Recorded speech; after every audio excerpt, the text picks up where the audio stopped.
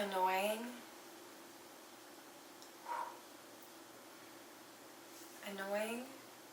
incompetent, like invisible, or like worthless.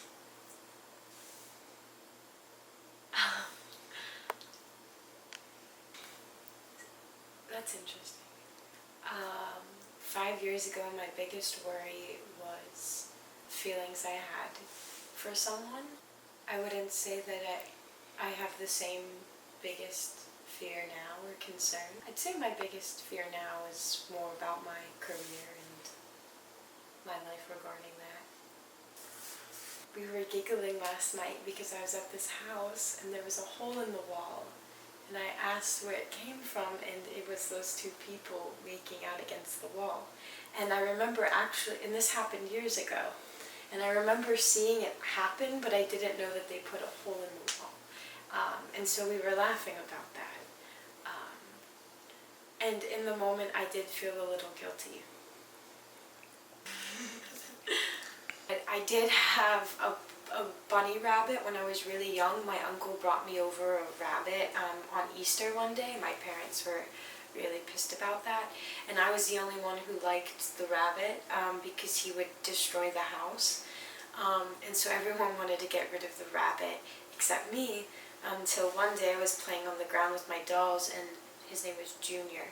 He came and bit my finger, and I cried and screamed, and I said, "Get rid of the bunny." And so we got rid of the bunny. Like we don't know how to talk to each other.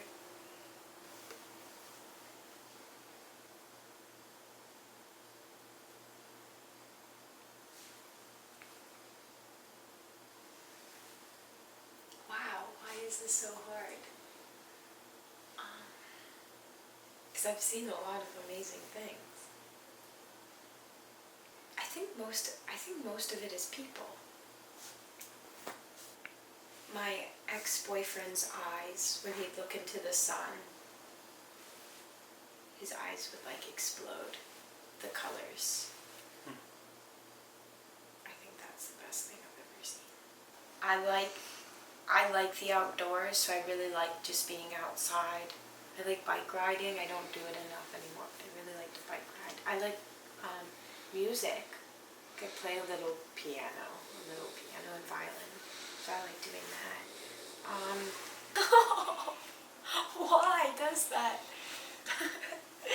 It's true. Anytime I'm over, like, I usually think I will write an autobiography about myself when I'm fucked up, because that's when my thoughts are very introspective, and when I'm fucked up I feel safer when I close my eyes. Oh shit.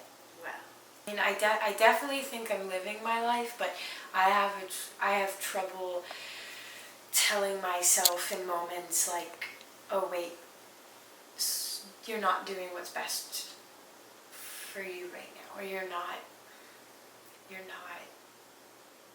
opening up, you're not saying yes, or you're not fully living in this moment.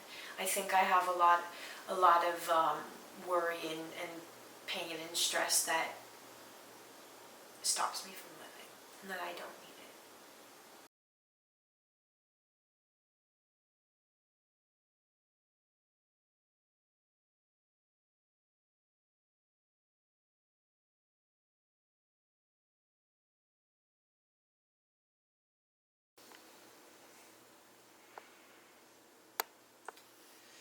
Maturing, growing older, I think you realize that one, things aren't perfect and they shouldn't be perfect.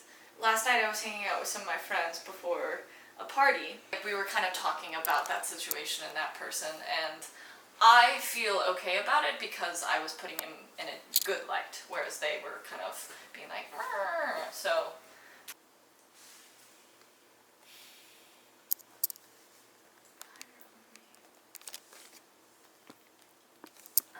so many things. I'm a big nature fan. A mountain or a lake or a river. I can honestly look at a tree and get choked up from how the leaves move with the wind.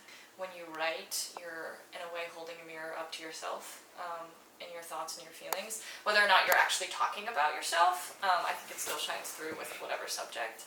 Okay. There's this thing in Yellowstone Park. It's a hot spring. Do you know what hot springs are? Yeah. Called Morning Glory, where you look down and a literal rainbow, it just descends into the earth and it steams and it's beautiful. It's incredible. So I've become much more aware of my thoughts, and much more accepting of other people. How frustrated I can get if the love I give to them is not returned. I don't think I'm always very vocal about how that affects me. I remember when I was in 3rd grade, there was a story I made with like a bowling ball, and there was just a community of bowling balls living their lives together. One bowling ball was new to the group, and he didn't fit in, but then eventually he made some friends and then was accepted into the bowling ball community. Right. No, but I think I've helped a lot of people, and I've given a lot of myself to people. Kind of a people pleaser, and I think that's why I would help others so much, because I wanted to be approved, I wanted to be accepted. Everyone always faces like, why are we here? Who am I? What's going on?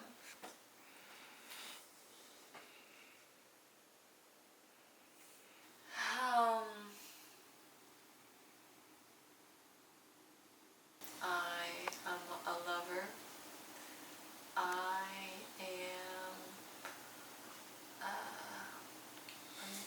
a lover of music, of life, of people, of nature, of food, of the small strand of grass that flickers with the wind, the sun, the moon. I'm a lover.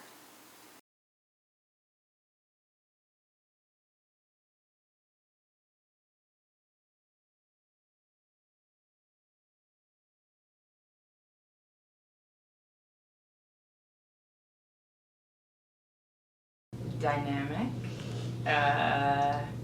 intense, passionate. One time I went to this carnival in my hometown, and I guess like alcoholic drinks were allowed there, and my dad got really drunk, and I was like 13, so I was around the age where like you really don't want your dad to be drunk in public. Not that you ever would, but like really not when you're like 12, 13. And I ran into my friends, and he just like started talking to them, and it was just really apparent that like he was not sober. Yeah, I mean, my mom annoys me a lot. But that's just like something I think that changes with how mature I get. Like, we really didn't get along when I was in middle school, and then in high school we started getting along more, and it's just like phases, I mean, I think we all like, I don't know, just cause like I don't know what happens after life, And I think we all operate under this really big assumption that like whatever happens after death is worse than life, Because we're all like afraid of death, we're all afraid of dying, but nobody knows what's after we die, and it could be like the best thing in the whole world. Yeah. So I don't know why life is worth living. I guess just like making other people feel good.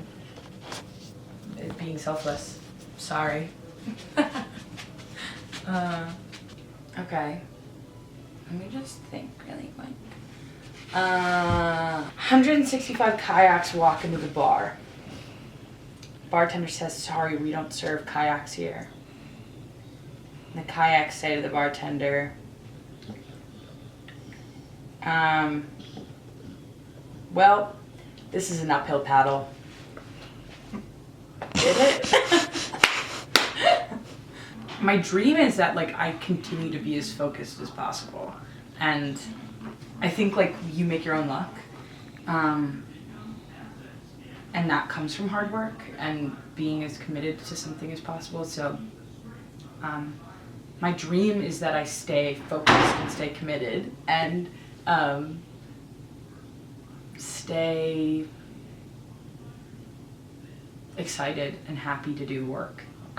How I gauge loyalty is very specific and something I want to work on, because not a lot of people are going to be able to fit that mold, and that's like unfair to them and unfair to me, because then I'd lose a lot of friends. But anyway, so I've been going through a lot of like pretty disappointing like times and tribulations with my own friends.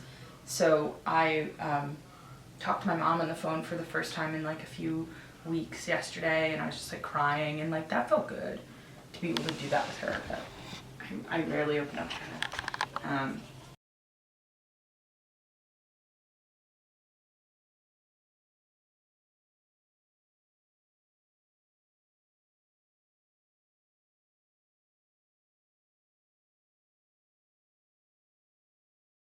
There was this day when I was in 6th grade, and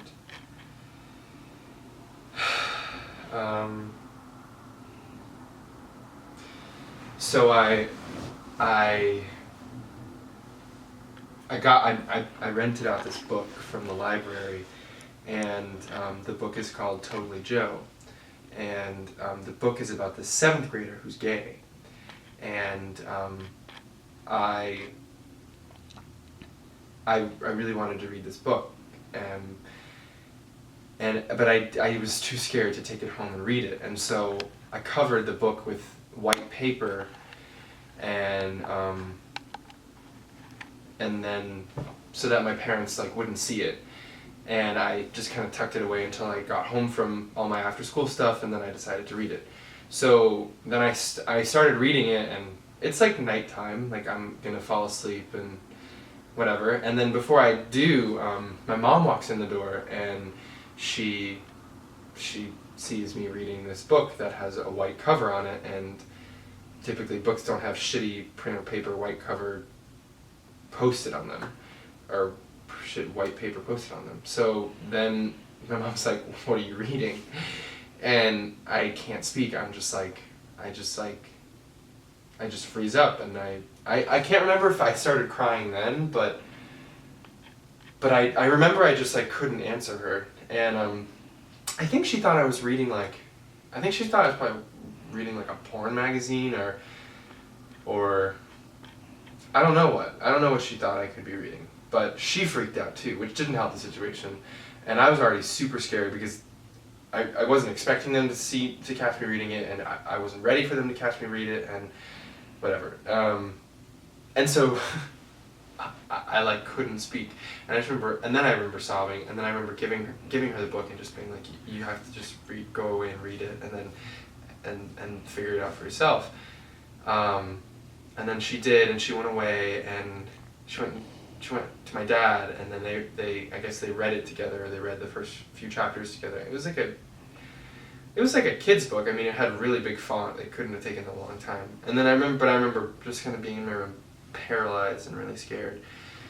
And then they came back, and I'm crying, and you know they're very supportive, and they're being very like gentle with me, and they're saying like, "We love you," and they're asking me all these questions, and like, and I just remember like at some point looking down at me at my bed, and like I had been sweating so much that my body had left a stain in the shape of like the V of my legs in the bed, in the sheets, and I'm bawling, and I don't really know why I'm crying so much, because I think it, I don't know, like they were saying that they loved me, but I knew that my life was never going to be the same after that point. Like I knew that at that point I had made a turning point in my life. Maybe because I grew up in that moment, maybe because it was my parents, and you know my relationship with them was never going to be the same. But I just knew, and then there was something really sad about that. Like I think you know, looking back, it was a day that happened, but in the moment it was like, it was like I was forced out of this place of privacy and comfort into this like new world of I don't know, of like scariness and openness that I just wasn't really ready for, and it happened out of nowhere, and there was no way to predict it. The first time I was young, and I didn't know that I guess I'd heard that people were gonna like shave their pubic hair, but I just thought I should too. So I went at it with a pair of scissors, and I cut off a piece of my balls.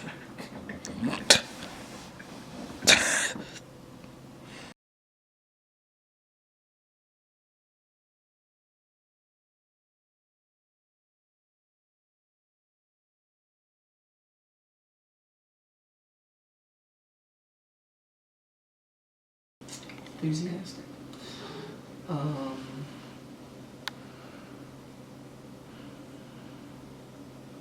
Loving.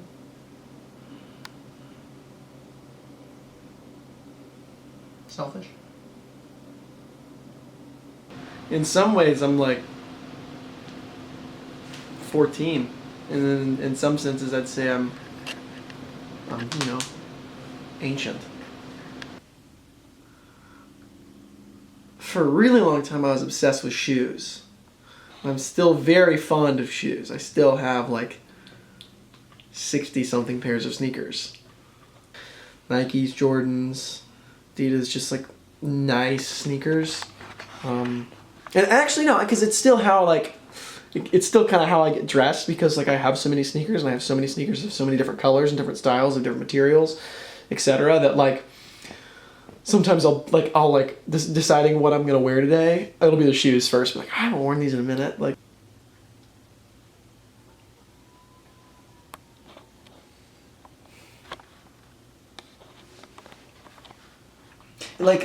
In this if you think about like evil, like I don't know, in the world, or like malevolent things. Like things like when you're scared of the dark, like whatever you imagine's in the dark, or like monsters or scary shit. Like rarely, like when I think about that, or like that kind of scares me, or like gives me the chills or whatever. Rarely am I like, oh no, like what if a monster jumps out at me? I'm more scared of like what if there's like something like in me. What if there's like an evil thing? Not like I'm possessed, but like I don't know, like humans like have the potential to do like great good and like great evil. I was diagnosed with E. coli, which is a really nasty illness. It's essentially your kidneys shut down, and you die. And when I was diagnosed very late, and I eventually contracted, I think it's HUS. And my kidneys shut down. I was strapped to a machine, and my parents were told, go home and pray for your child, but he's probably not going to make it.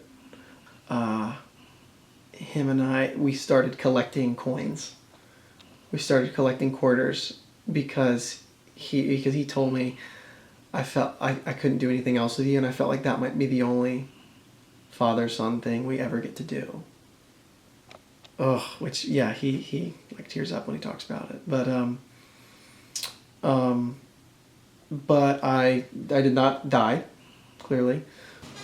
In the moments that I like have those feelings or those fears or doubts or whatever, like all I have to do is like step outside and like look at the sky, or like look at whatever is around me, and think about how all of this like came to be here.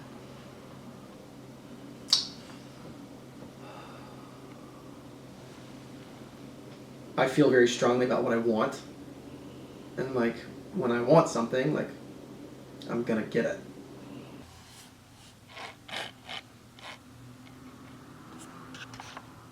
I have one or two memories of sitting on porch and looking out like across the field and seeing like an enormous like thunderhead, like a huge storm, with just pouring rain slowly coming to the house and eventually like crawling up the hill till it's like right at the porch and it's still kind of quiet. We have a tin roof, so you hear it like it's raining, but like it's still kind of quiet even though it's raining really hard. And then all of a sudden, like all of the rain hits the tin roof and it's deafening.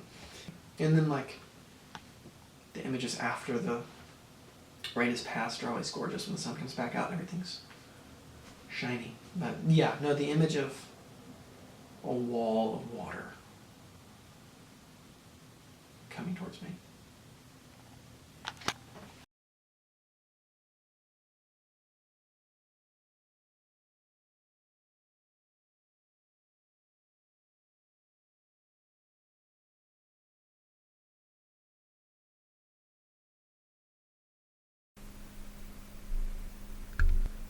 Do you mind if I light a candle real quick?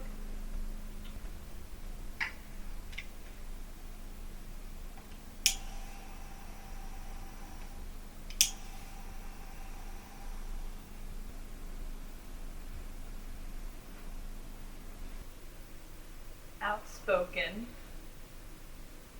fun, witty.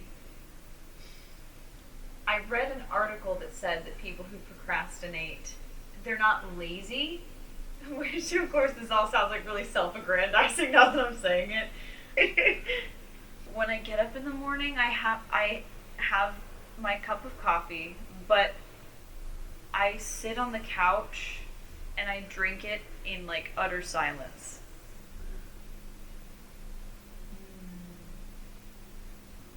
Which is about like this young witch goes to like a neighboring town in order to like hone her skills as a witch and her powers as a witch. She's like, can I please use your broom so that I can fly to him? And he's like, no, you can't. And she's like, fuck you, I'm gonna do it anyway. And she like grabs the broom and she runs over and she's standing in the middle of this like town square with a push broom, like standing on a push broom trying to fly. And eventually she flies and she goes and she saves him. We used to have like a handshake that we did every night before we went to sleep. I can hear your heartbeat. I love you. And then we would do like a fist bump and we'd be like, good night. And then we would do, and that was it. Ooh.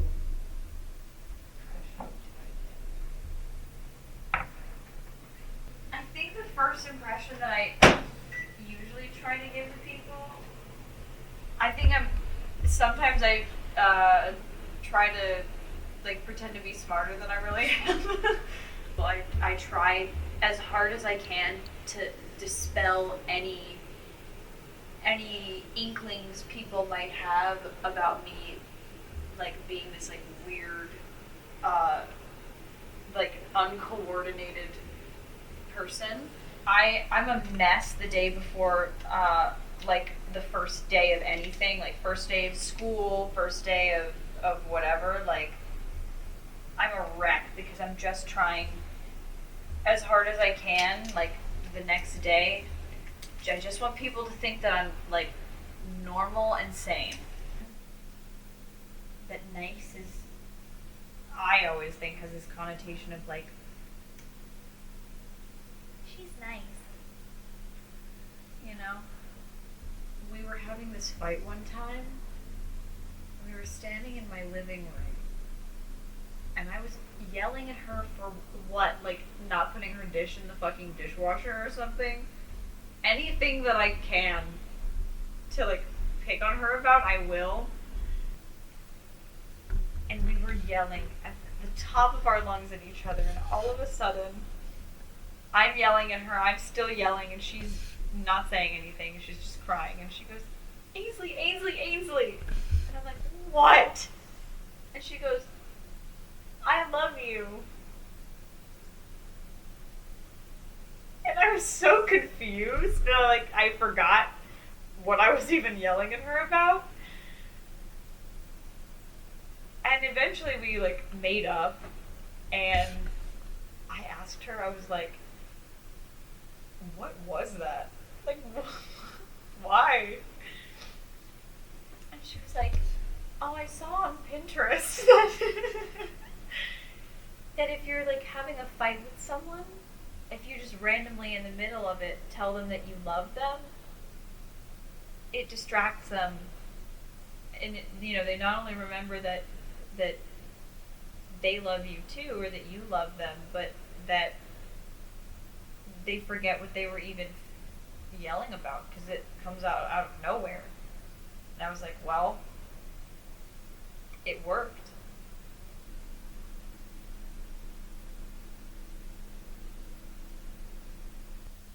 I think I'm really funny. And then on the flip side, I often use humor as like a defense mechanism. Like I'll cover stuff up by joking about it, but I also kind of like that about myself, because I think it shows that I don't take myself too seriously.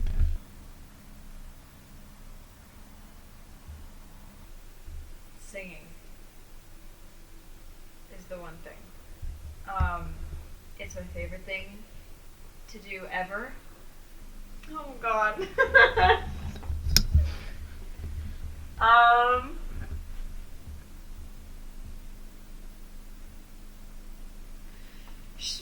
Sure, why the fuck not?